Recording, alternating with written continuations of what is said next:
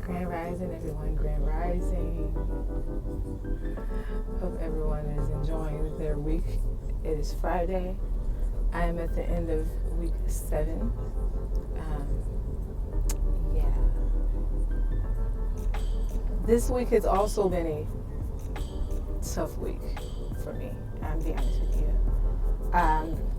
I've just been struggling with like the emotional pieces, but I'm starting to notice that it's starting to uplift just a little bit when it comes to clearing my headspace. I think it has a lot to do with my headspace, how I think, how I process things, how I look at life, and I'm just peeling things back like layers in the onion. Like, I'm peeling layers of my life, and I'm dissecting them, and I'm processing them, and I'm learning so much about myself.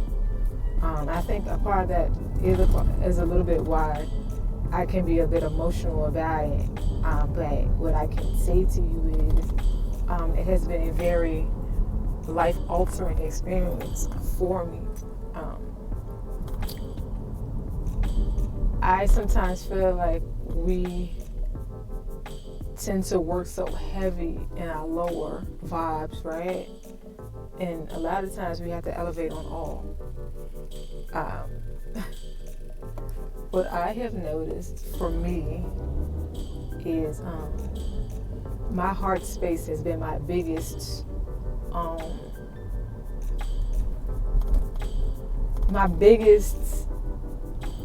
prized possession, right? I've always been a person who operates from my heart space, which is a upper chakra, right?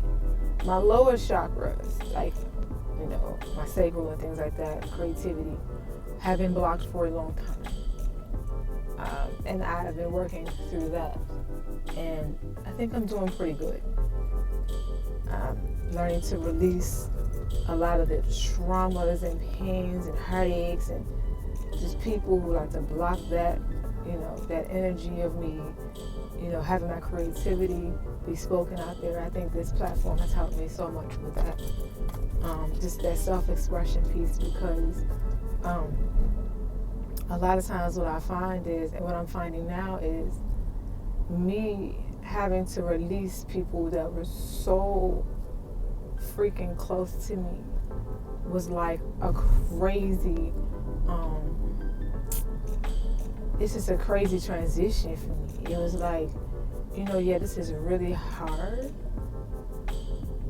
but in the long run, what am I gaining from releasing things that don't serve me, right? Yeah, it might hurt. Yeah, it might feel very off-putting or uncomfortable, or I may feel like I made a wrong decision because I'm so accustomed to it, or it's just so much in my spirit that I had to fight through in this process to get a better understanding of Brandy, right? It's been so hard. And I think a lot of my tears and my pain and if you were seeing on the 2 videos ago, like just the frustration that I was feeling during week 5.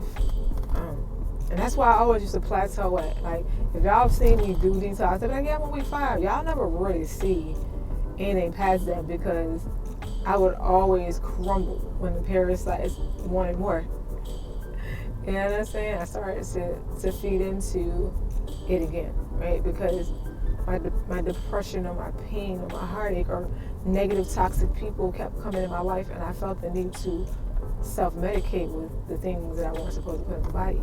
And I don't say medicate as in like drugs, but like medicate with things that would soothe me, like ice cream and a vegan burger with cheese and lots of ketchup and mayonnaise and the things that don't necessarily serve that detox. So I'm back at square one. I'm not on square one. Sometimes when you're on the go, you gotta do what you gotta do. This is Beat It Better, which has beets, apple juice, and ginger. So that's what I'm doing today. But yeah, it's kind of, I'm really proud of myself for pushing past that plateau. Do I still feel parasites? Unfortunately, yes. It is what it is. I am still processing, and I'm being told not to stop, so I'm not going to. It's just that. But like I say to you guys, it's okay to let go of things that aren't serving you, even when they're so familiar to you. It's painful. It's painful to let go of those things that are so familiar to you when you know they're not serving you no good, right? I had to make massive overhauls and changes in my life. I don't even know where it's going right now. What I do know is that God has put me on this path, and He's not put me on this path for just no reason. So it's a lot to process, and it's very lonely. But I know for me and my child, it's going to be a beautiful journey.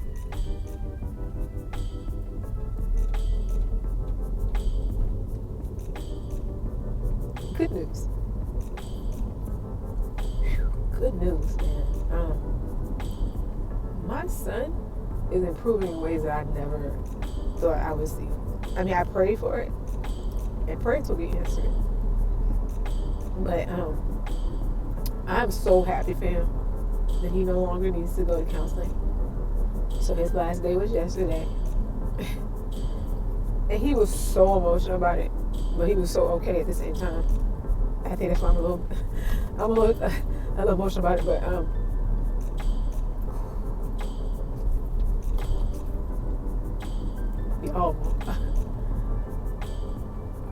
I'm so proud of him. Like, he's a big boy now. It's like, oh man, he processes things better, and I'm kind of in that same boat where I'm trying to process things better too. Okay, I'm not gonna go. I'm trying to process things better too, and it's a journey for both of us. But as his mom, I ain't gonna stop. You keep going.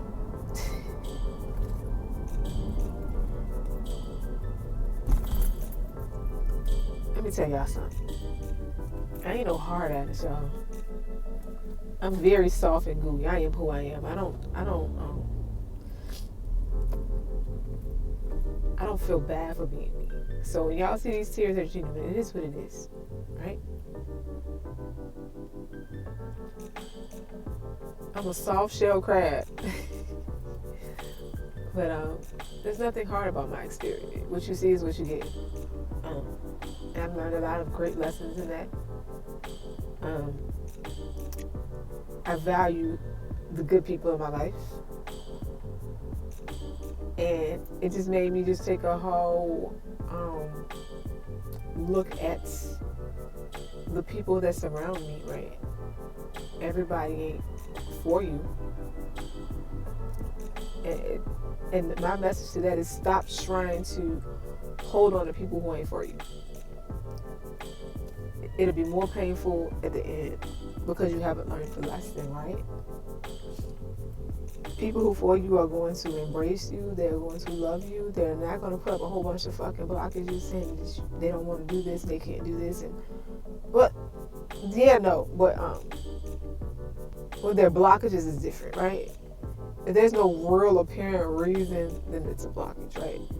But you can't be mad at people like that for, being honest with you, for having those conversations with you, because I'd rather somebody give me that conversation piece and tell me how they feeling than have to tell me anything at all. And I've dealt with a lot of people who don't tell me anything at all and try to sabotage. So those are those unhealed people that need to work on themselves, because there's no reason to sabotage anything, right? People do it. So that blessing of discernment and that skill set has caused me to really dig deep in this journey and understand, like, what is it that God wants for me? What is it that I need to do differently? And for me, I feel like it's okay to release your own people. Like, it's okay. Blood ain't always thicker than water. You know what I'm saying? I had to do that. I had to cut out the noise. And my thing is, I definitely had to remove toxic and manipulative people and people who want to only use me for my tender-hearted persona. I guess a persona, but it's not really persona, it's who I am. But people who only want to use me for my softness, right? There is so much more to me. That's why I said I'm peeling these layers back. I'm peeling my layers back. But there are some people who just don't, they only see surface. They see a pretty face. They see a soft, kind, very intriguing voice, very soothing voice. They're immediately drawn to my spirit. But the spirit has been under a lot of construction as it is right now. And when people can look beyond that and get to know me, that's tough. I think I deal with that a lot. Some people want that surface level stuff, whether that be just to be in my energy,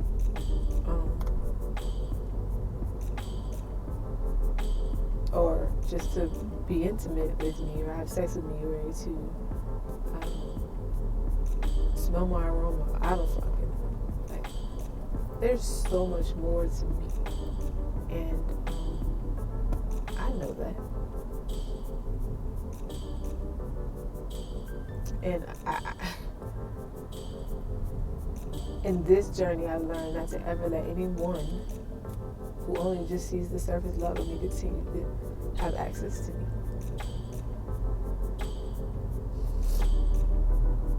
And it's crazy, like the people who only see me surface and just, only see like that one little or two little layers of me. It's crazy because there's some people that I understand and I see it for what it is, and that's what they are. But then there's some parts of me that sees more out of that person too. They don't see it themselves because they're not willing to hear that. I think that's a bar, right?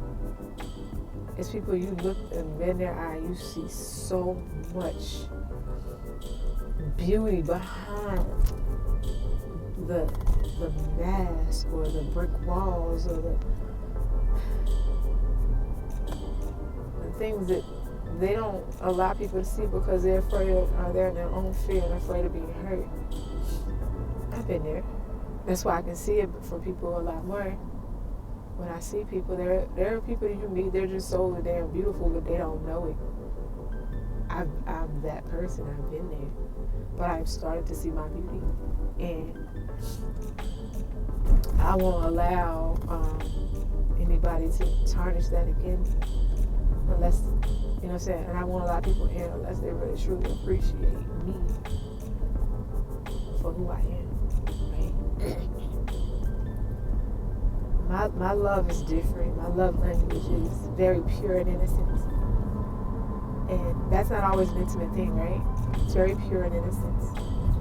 And everybody's so accustomed to rah-rah and hardcore and tough love and all these things. It's not always the answer, I feel like. We deal with it too much. That's why I think the universe is so toxic. And we're always in fight or flight. There's always some bad news that's out here. And we're living in a world that's so, like, masculine, rough. We forget that divine feminine piece. That it's okay to be soft. It's okay to be in your feelings. We leave that up to our counselors to see that, right? Not me.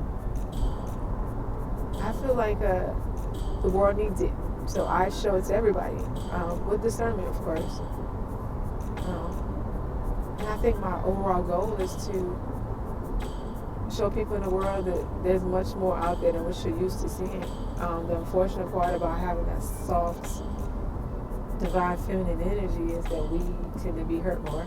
We're the ones that people don't really truly appreciate. It's too genuine, right? It's a little too soft. You are a little too nice and feminine. I could destroy you, and I don't want to do that to you. There's always that excuse of,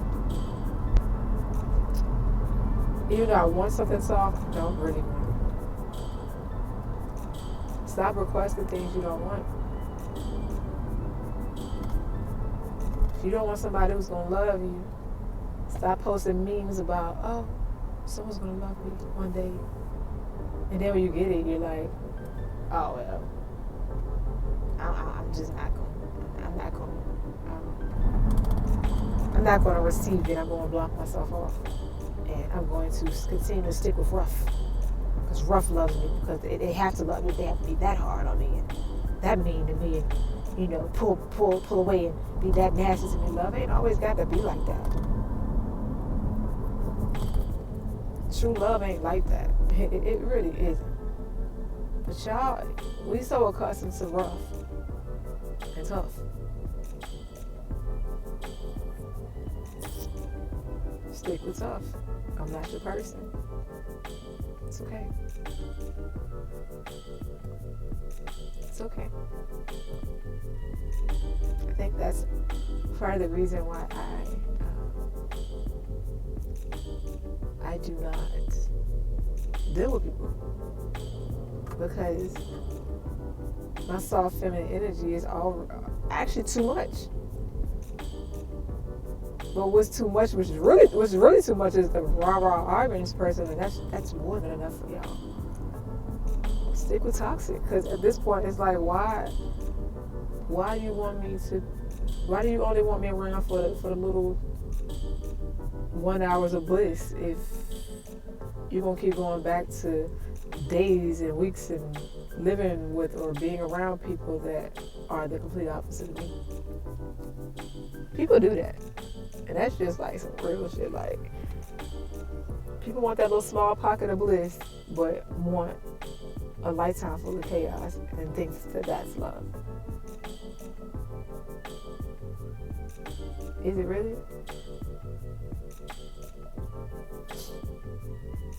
This that nurture your kids type love. It's that bring your inner child out love. So yeah, I do bring out the inner child in people. So it will be uncomfortable to be around me because there's something very innocent and childlike about my love. I give that love that a mama's supposed to give, right? Not the toxic mama. We go to what we're accustomed to, which is the toxicity we grew up in, right? So our inner child and what we're accustomed to, which again a lot of times is toxic, that's what we equate to being a woman that, you know, most men choose because that's what they're used to. But here comes someone who breaks that mold or that generational curse of being that toxic parent and really nurtures and loves themselves and their children. And you meet that woman, and I gotta put a mask up for that one. Let me stay around the toxic one, because that's all I know. And let me treat the person who really embodies love less. And there's that piece that if you stay in that, as divine femininity, we'll start to feel like we don't have any worth or value. Because we're not being treated the way we're supposed to be treated. We're the pockets of bliss. Pocket. Put you in my pocket. Yeah. I'm ready to take you out. I'll hold you and put you back in my pocket. Well, I deal with everything else that's crazy around the world, including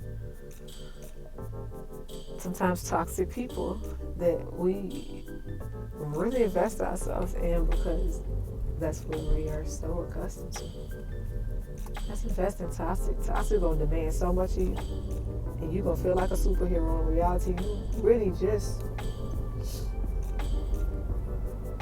a hand and grab on when they need to, and if you're not careful, they'll pull you down with them and drown you.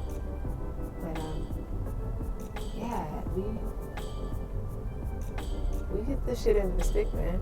This is why there's so many pieces of me that chooses to be single, because it's hurtful to be in that energy. It's lonely. It's a lot of things. But in my loneliness, I work on myself. My heart chakra ain't blocked.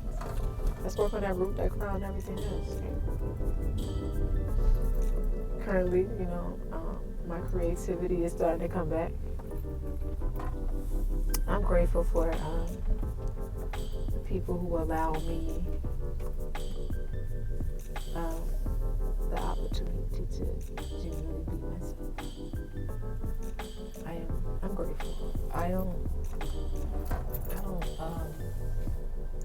overthink that. I'm grateful. But it's hard being alone, trying to process so much stuff. We all want to be loved, y'all. Hold on.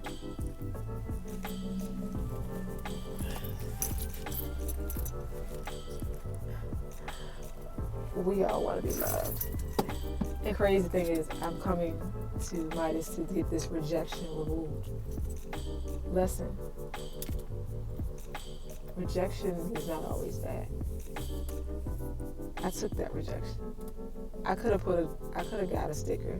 I want to tell you why I took that rejection. Because I ain't stupid. I'm going to say the story real quick and I think I'm going to end it here.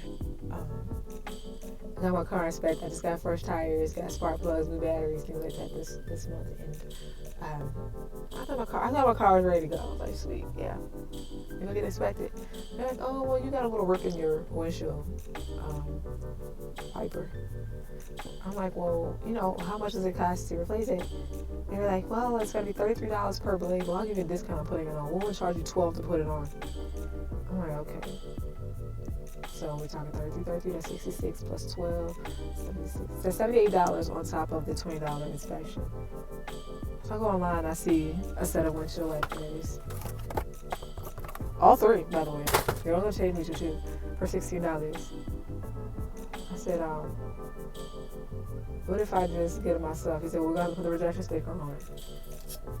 Rejection. I paid him $10. I had a $10 coupon for my inspection. And I said, no, I'm not. You can just go ahead and charge me for that and I'll bring the car back. So I just put the windshield wipers on yesterday. And I'm back today to get my sticker. Rejection ain't always bad.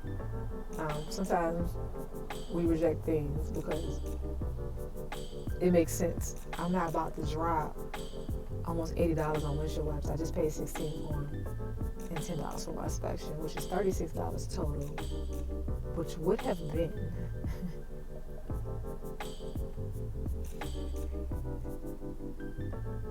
$78. It would have been $98, but I paid $36. Stop just giving people stuff. Take the rejection sticker sometimes. Reject. So that's kind of a valuable lesson. Somebody go in here and get my sticker after I put my little $15 3 window wiper blades on for $16 instead of almost $80. So make sense of your rejection. Sometimes you gotta reject things because it makes sense, right? You don't reject things because it hurts. No. In this detox journey, I'm learning sometimes rejection just sometimes makes sense. Doesn't mean that it's over either. I only had rejection sticker for one day. And God is about to put this sticker on today. I hope that message finds you guys. Alright? I'm going to get my sticker. Peace.